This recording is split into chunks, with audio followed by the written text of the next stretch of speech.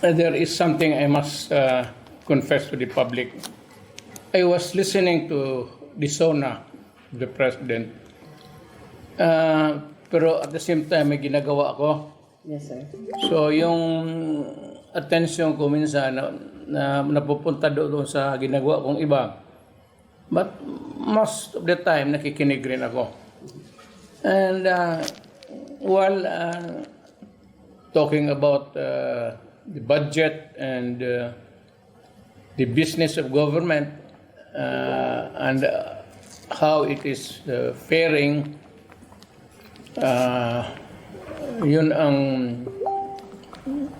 probably I would answer it along the way. And of course, send over the questions outside of the box na dapat malaman ng tao. So, primarily, yung SONA kasi delved into, well, it was a reporting. Ang basis nito, of course, para lang sa ating mga tagapakinig, ang ating saligang batas nagre-require na once every year ang ating Pangulo ay magre-report sa taong bayan ng estado ng bayan. So, this is the state of the nation. Ngayon, yung definition ng state of the nation, medyo malawak yan. Pero in this particular instance, sir, may ang primary observations, let's get right into it, Mark, sir. Isa sa mga na-observe namin na pangyayari dito ay may mga binabanggit. And of course, we know, expected yan every year, sir, di ba? Ang ating Pangulo ay, syempre, may konting yabang yan. Ito yung mga nagawa namin, di ba? Ito yung administrasyon. Particularly, itong administrasyon na to. Oh, yes, sir. Kasama ako dyan, mga ganun.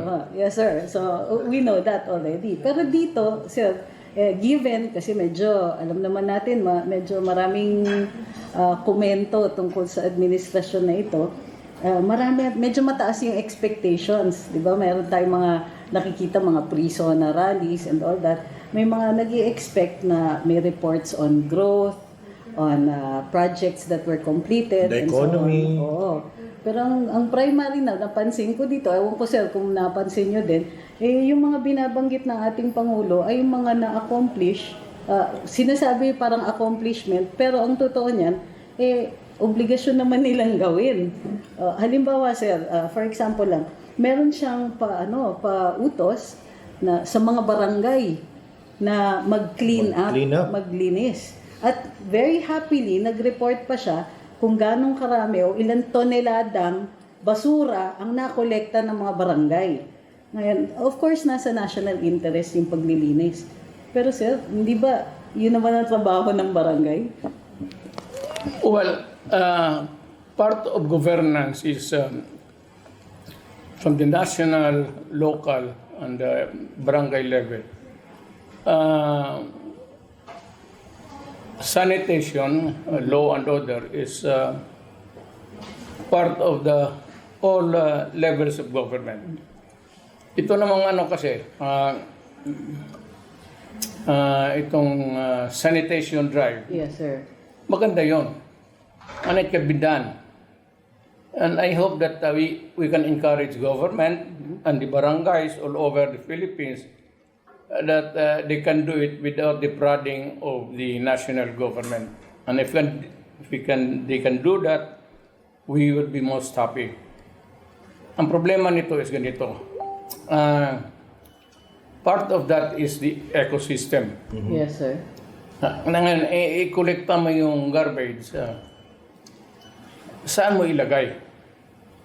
Kasi you just cannot dispose of the garbage system in one lot there. It might not really be a sizable thing, but still you have the sanitation guys going there. What are the disposable thing that you can throw in that? Maraming yan, and it requires a learned guy in government down to the barangay level to see to it that the clean-up drive or the disposal of the garbage must be placed in or whatever. Pero bihira ito ditong sa private would accede to that kind of request to be a disposal thing. So it must be government. The only thing, Trixie, is that wala tayong uniform policy dyan.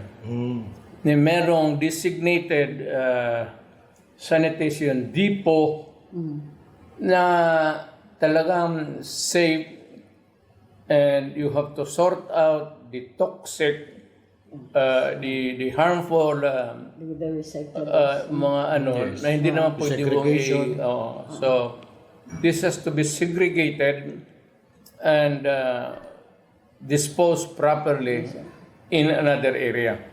Sir, Wala yan. So medyo Wala pa tayong national policy. meron. Actually, sir, meron tayong solid waste management law. Yeah. Doon sa pollution laws natin. Meron pa nga tayong quasi-judicial body sa loob ng DENR na nag-hear ng administrative cases dito, yung Pollution Control Board. Pero, sir, itong SONA, hindi ba inadvertently na i-expose niya na hindi nga po na i-execute yung batas na ito? no, it's DENR ito, sir. the office that facility in government that you mentioned, even during my time, is not there. It has never been there in most of the. In the Yeah. I suppose regions. We do not have the personnel, and government has not really planned this course of action to deal with this problem, simply because walang tao. And Hindi ba ito part of the devolution sa local government? Yes. Yes. The problem is the funding also. Sir, given kasi na may mandanas ruling at mas malaki na yung share ng mga local government pagdating sa national taxation, hindi ba dapat sinasama na yan ng LGUs? And if hindi nila sinasama, hindi ba trabaho ng DILG to ensure na yung mga LGUs will be executing that? Yes. Foremost would be the DNR. Yes, sir. DNR national, DNR local. Yes. Yun ang mga driver dyan sa makinarya na yan. Then the DILG, the close supervision. Yes, sir. Wala akong nakikita ang cooperation yan dito banda sa ano. Not an interagency thing that would deal with this kind of not really problem, but this kind of mechanism in government. Pero sir, kayo nung mayor sa Davao, ako wala akong nadinig na ang Davao nagka-problema in terms of waste management. Yeah, well, I employ the right people. Those who were there in the office for a long time, the career, itong mga civil service eligible, tapos they earned the yung merits nila all throughout these years, yung nagkaroon ng mga special studies, sometimes abroad o dito, what is periodic studies. But unfortunately,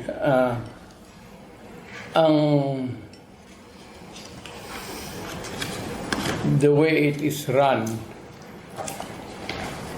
funding and all, is not there to sustain it. But even during your term as president, we really did not have any major issue with regards to waste management. In fact, sir, kayo pa nga yun nagsabi doon sa, remember mo, Trixie, sa Canada na Yung sinoli natin pinasoli ni Mayor yung basura, di ba? I mean, sir, yung experience you with Davao, I think na-translate niya to the national scale. Not all, I'm sad to say.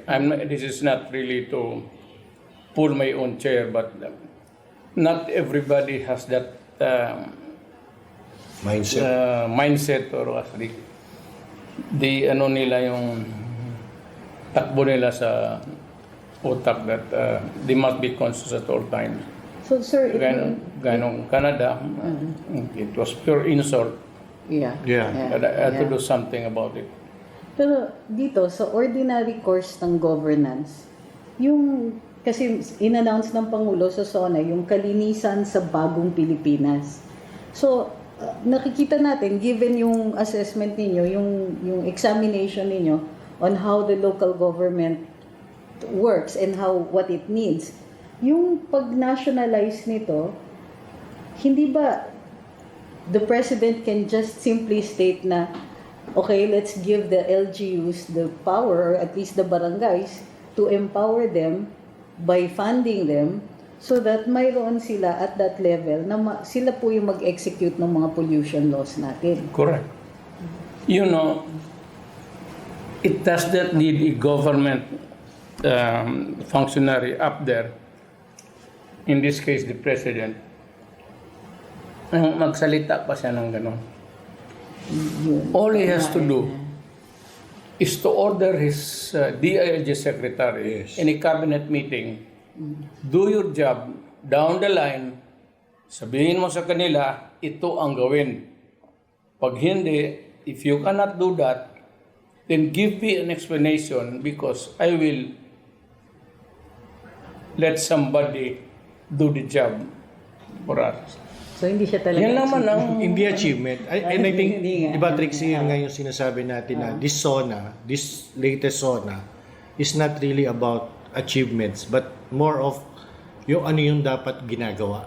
And yun yung in-espouse. Pero parang lumalabas na tinatawag niyang achievement, yung ginagawa naman dapat. Na supposedly, Yung obligasyon, the work of government. If I may say, there's no such thing as an achievement in government. Lahat dito yan. sa governance because governance malawak yan. Peace and order, sanitation, health. All you can see is that we have done this thing and meron kaming produkto na dito. There is no achievement because it is a dynamic thing that does not end. It's an endless cycle. Pagka sinabi mong na-achieve mo, there's more tomorrow to achieve. So, There's more work to be done. ang life kasi ng buhay ng tao sa mundo keeps on repeating itself, including the problems. You have a day to live, and a day to clean up, and a day to be, keep healthy, and a day to, deal with the problems of pollution, and a day. It is a repeating thing, which you cannot use the word we have achieved. You can only do that when you die and you look back and say to yourself, na I have achieved this thing, or other people would say that during his lifetime, he has achieved this one. So hindi po ito sabihin niyang achieve sa gobyerno, kasi araw-araw yan, you have to achieve. So ilang achievements yan. So you have done your work for the day. So that's it.